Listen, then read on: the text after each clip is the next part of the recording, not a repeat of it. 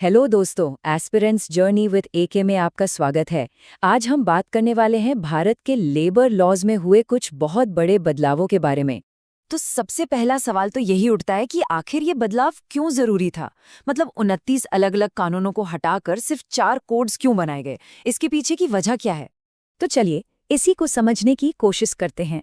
हम शुरुआत करेंगे पुराने सिस्टम से, देखेंगे कि उसमें क्या दिक्कतें थीं। फिर एक एक करके इन चारों नए कोड्स को समझेंगे और आखिर में देखेंगे कि इन सब बदलावों का कुल मिलाकर असर क्या होने वाला है। तो हमारा पहला सेक्शन है the labour law overhaul, from complex to consolidated. देखिए, पहले की जो व्यवस्था थी ना, वो कुछ ऐसी थी, कानूनों का एक मकड़जाल। ये तस्वीर उसी उलझन को दिखाती है।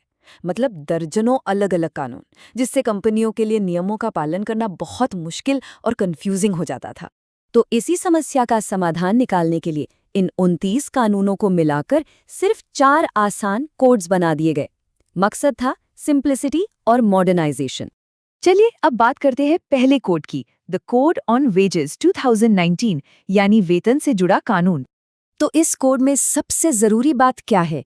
वो है यूनिवर्सैलिटी। मतलब अब मिनिमम वेज यानी न्यूनतम मजदूरी और समय पर सैलरी का नियम हर कर्मचारी पर लागू होगा, चाहे वो ऑर्गेनाइज्ड सेक्टर में हो या अनऑर्गेनाइज्ड में। एक और बड़ी बात यह है कि केंद्र सरकार एक फ्लोर वेज तय करेगी, मतलब एक बेसिक न्यूनतम सैलरी, और कोई भी राज्य सरकार उससे कम मजदूरी तय नहीं कर पाएगी। इसके बाद आता है हमारा दूसरा code, the industrial relations code 2020। ये कोड मालिक और कर्मचारी के रिश्ते को नया आकार देता है। यहाँ एक बहुत बड़ा बदलाव देखने को मिलता है ग्रेच्युटी के नियमों में। देखिए, पहले क्या होता था कि ग्रेच्युटी के लिए आपको कम से कम 5 साल तक काम करना पड़ता था, लेकिन अब नए नियम के तहत सिर्फ 1 साल की सर्विस के बाद ही कर्मचारी ग्रेच्युटी के हकदार हो जाएंगे। इसमें फिक्स्ड टर्म कॉन्ट्रैक्ट वाले भी शामिल हैं।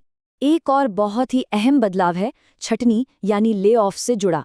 पहले जिन कंपनियों में 100 से ज्यादा कर्मचारी होते थे, उन्हें ले ऑफ के लिए सरकार से मंजूरी लेनी पड़ती थी।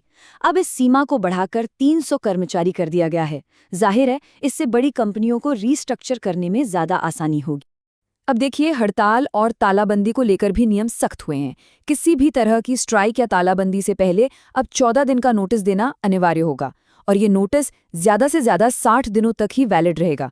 इसका मकसद है कि काम में अचानक कोई रुकावट ना आए। अब आते हैं सोशल सिक्योरिटी और सेफ्टी कोड्स पर। ये वो कोड्स हैं जो सामाजिक सुरक्षा का दायरा बढ़ाते हैं और वर्कप्लेस को और सुरक्षित बनाते हैं। और ये बहुत ही इंटरेस्टिंग है, पहली बार हमारे देश के श्रम कानूनों में गिग और प्लेटफॉर्म वर्कर्स को पहचान मिली है। ये एक नए दौर की शुरुआत है। तो ये गिग वर्कर्स हैं कौन? आसान भाषा में कहें तो ये वो लोग हैं जो ट्रेडिशनल जॉब में नहीं हैं, बल्कि ज़ोमैटो, ओला या स्विगी जैसे प्लेटफॉर्म्स के लिए काम करते हैं। अब इन्हें भी सोशल सिक्योरिटी के दायरे में लाया जा रहा है। तो इन्हें सुरक्षा मिलेगी कैसे? इसके लिए एक अलग से सोशल सिक्योरिटी फंड बनाया जा रहा है।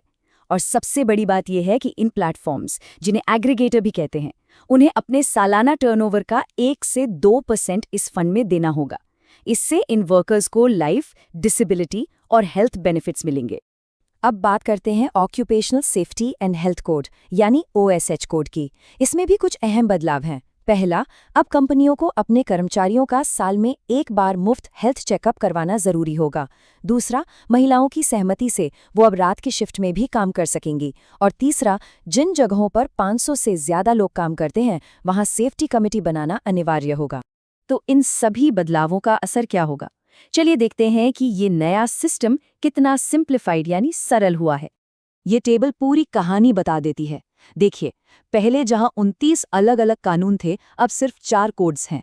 पहले लगभग 31 तरह के रिटर्न्स भरने पड़ते थे, अब सिर्फ एक इलेक्ट्रॉनिक रिटर्न होगा।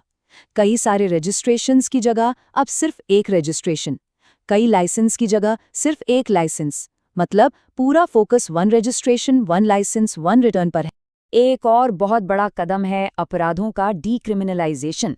मतलब अब कई मामलों में पहली बार गलती करने पर जेल की सजा की बजाय सिर्फ आर्थिक जुर्माना लगाया जाएगा। कोशिश यह है कि सिस्टम दंडात्मक कम और नियमों के पालन पर ज्यादा फोकस करे।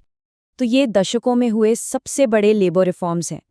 पर असली और सबसे बड़ा सवाल यही है कि क्या ये नए कोड्स वाकई में कर्मचारी कल्याण और व्यापार करने में आसानी के बीच एक सही संतुलन बना पाएंगे?